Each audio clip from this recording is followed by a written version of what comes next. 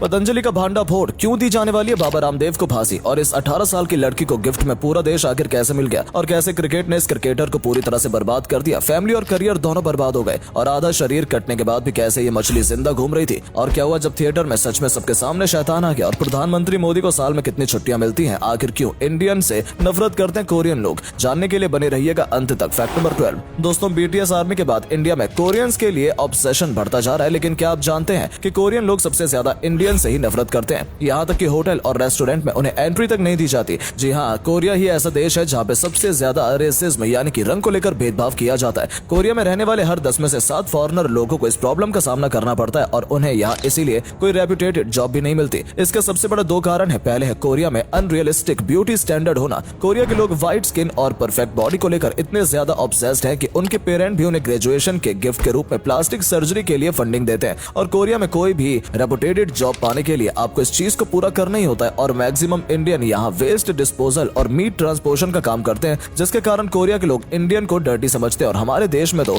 BTS army की पूजा की जाती है। फैक्ट नंबर 11 दोस्तों, आपको बर्थडे गिफ्ट में आज तक क्या मिला है? क्या आप अंदाजा लगा सकते हैं कि किसी को बर्थडे गिफ्ट के रूप में एक पूरा का पूरा देश ही मिल जाए? जी हाँ, स्पेन में ऐसा ही कुछ हुआ, जहाँ एक राजा ने बर्थडे के रूप में अपना पूरा देश ही गिफ्ट दे दिया। दरअसल हम बात कर रहे हैं स्पेन के महाराज फिलिप 6 की, जिन्होंने अपनी बेटी प्रिंसेस लियोनेर को उनके 18वें जन्मदिन में पूरा स्पेन ही गिफ्ट में दे दिया। दरअसल स्पेन में एक नियम है कि यहाँ का राजा तभी तक अपने पद पर रह सकता है जब तक उसकी कोई संतान 18 साल की नहीं हो जाती, और फिर उसके बाद उन्हें अपना पद छोड़ना होता है। फिलिप 6 और उनकी पत्नी लेतीजिया की बेटी प्रिंसेस लियोनेर कुछ दिनों पहले ही 18 साल की हुई है, और अपनी परंपरा को निभाते हुए फिलिप 6 ने पूरे रीति रिवाज के साथ उनका राज्याभिषेक करके उन्हें पूरा स्पेन सौंप दिया। फैक्ट नंबर 10 क्या आप जानते हैं प्रधानमंत्री को कितनी छुट्टियां मिलती है, और हमारे प्रधानमंत्री नरेंद्र मोदी ने आज तक कितनी छुट्टियां ली हैं? दोस्तों, वैसे तो हमारा देश डेमोक्रेटिक है, लेकिन फिर भी प्रधानमंत्री के पास काफी ज्यादा पावर होती है, और वो जो चाहे कर सकते हैं। फिर उनके लिए छुट्टी कौन सी बड़ी बात है? इसी बात की जानकारी लेने के लिए प्रफुल्ल शारदा नाम के एक व्यक्ति ने राइट टू इन्फॉर्मेशन के तहत प्रधानमंत्री ऑफिस से पूछा कि आखिर मोदी जी ने अब तक कितनी छुट्टियां ली हैं, और इसके जवाब में पता चला कि अपने 10 साल के कार्यकाल में मोदी जी ने एक भी दिन की छुट्टी नहीं ली। मोदी जी ने अब तक लगभग 3000 कार्यक्रमों में भाग लिया है। यही नहीं, अपनी मां की मृत्यु के बाद भी उन्होंने मुखाग्नि देकर तुरंत मोदी जी अपने काम पर वापस आ गए। फैक्ट नंबर 9 दोस्तों, अक्षय कुमार की भूल भुलैया तो आपको पता ही होगी, लेकिन क्या आप जानते हैं कि मंजुलिका की कहानी सच्ची है?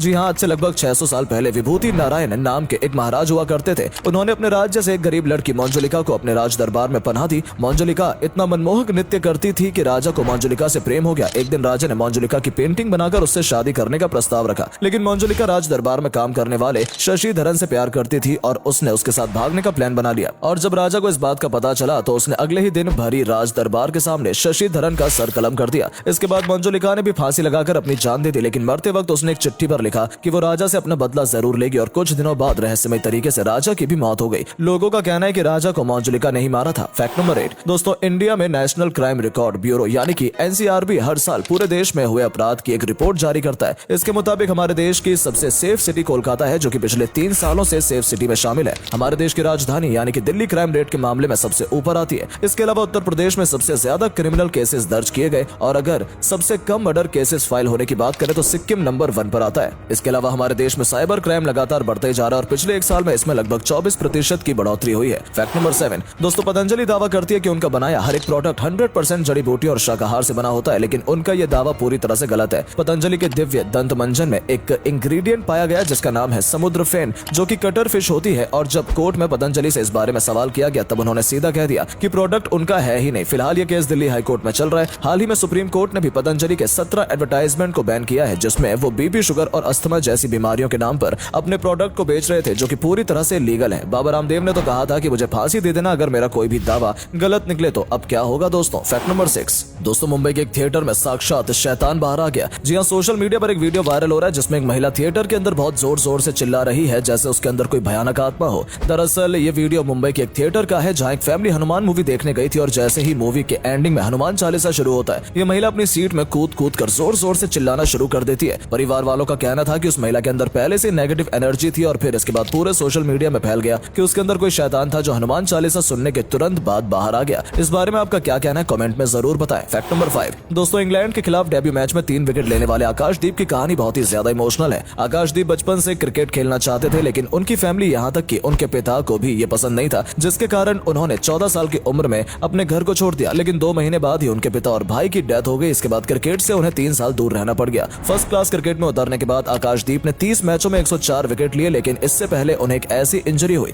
कि लोग कह रहे थे कि अब उनका करियर खत्म हो जाएगा। लेकिन उसके बाद इंटरनेशनल टेस्ट क्रिकेट में डेब्यू करके उन्होंने केवल 7 ओवर में इंग्लैंड के 3 विकेट लेकर दिखा दिया कि क्रिकेट अभी भी उनके अंदर जिंदा है और वो रेस के लंबे खिलाड़ी हैं। फैक्ट नंबर 4, साल 1984 में डेविड कॉपरफील्ड ने ऐसा जादू किया था जिसका आज तक कोई एक्सप्लेनेशन नहीं है। दोस्तों, इस मैजिक ट्रिक को करने के लिए डेविड 16,000 फीट ऊंची ग्रैंड कैनियल कोलोराडो की पहाड़ी पर गए। यहाँ पर टेबल पर बैठकर थोड़ी ही देर में डेविड हवा में उड़ने लगे और इस चीज को दिखाने के लिए वो किसी चीज से जुड़े नहीं है, उन्होंने अपने आप को हॉरिजॉन्टल और वर्टिकल लाइन में रखी हुई 2 रिंग से भी पास किया। और इसके बाद कुछ ऐसा हुआ जो आज तक इतिहास में ना कोई कर पाया है और ना शायद कर पाएगा। डेविड इस तरह से उड़ते हुए उस 16,000 फीट की खाई को पार करते हुए दूसरी ओर पहुंच गए और यहाँ भी उन्होंने अपने आप को रिंग के अंदर से पास किया। इस मैजिक को देखने वाला कोई भी आदमी आज तक इसका एक्सप्लेनेशन नहीं बता पाया कि आखिर उन्होंने ऐसा किया कैसे। कुछ लोगों का कहना है कि इसके पीछे सीजीआई का इस्तेमाल किया गया है, लेकिन उस समय तो इतने हैवी सीजीआई होते ही नहीं थे। इस बारे में आपका क्या ख्याल है, कमेंट करके जरूर बताएं। फैक्ट नंबर 3, दोस्तों इस फोटो में दिख रहे असुर के बारे में आप क्या जानते हैं? इस असुर का नाम है कीर्ति मुख, जिनका स्थान मंदिरों में भगवान से भी ऊपर होता है। दरअसल भगवान शंकर से लड़ाई के दौरान जलंधर ने राहु को आदेश दिया कि भगवान शंकर के मस्तक में विराजमान चंद्रमा को वो खा जाए, और जैसे राहु चंद्रमा को खाने के लिए आगे बढ़ा, भगवान शिव की तीसरी आंख से एक भयानक राक्षस का जन्म हुआ। इसी असुर को कीर्ति मुख कहा जाता है। भगवान शिव ने इसे आदेश दिया कि राहु को खा जाओ, और इस बात से राहु बहुत ज्यादा भयभीत हो गया और भगवान शिव से तुरंत माफी मांग ली, और अपने भोलेपन के कारण भगवान शिव ने उसे माफ भी कर दिया। लेकिन कीर्ति मुख ने पूछा कि अब मैं क्या खाऊं? तब भगवान शिव ने कहा, तुम इंसानों की बुरी नियत, लालच और लोभ को खाओगे। इसीलिए अक्सर आपने मंदिरों के ऊपर इस असुर की प्रतिमा को देखा होगा। फैक्ट नंबर 2, आखिर क्यों टेस्टिकल में बॉल लगते ही आंखों के सामने अंधेरा छा जाता है? दोस्तों, जब भी हमारी बॉडी के किसी पार्ट में कोई चोट लगती है तब वहां के सेल्स हमारे ब्रेन को पेन का मैसेज भेजते हैं, लेकिन ये दर्द इतना ज्यादा फील नहीं होता क्योंकि हमारी बॉडी के मैक्सिमम पार्ट बोन्स और मसल से मिलकर बने होते हैं, जिसके कारण ये चोट के दर्द को अब्सॉर्ब कर लेते हैं। लेकिन जब कभी भी बिना मसल्स और बोन्स के हमारे टेस्टिकल्स में बॉल या कोई चीज लगती है, तब यहाँ 4000 से ज्यादा एक्सट्रीमली सेंसिटिव नर्व्स एक साथ इस पेन को अब्सॉर्ब करके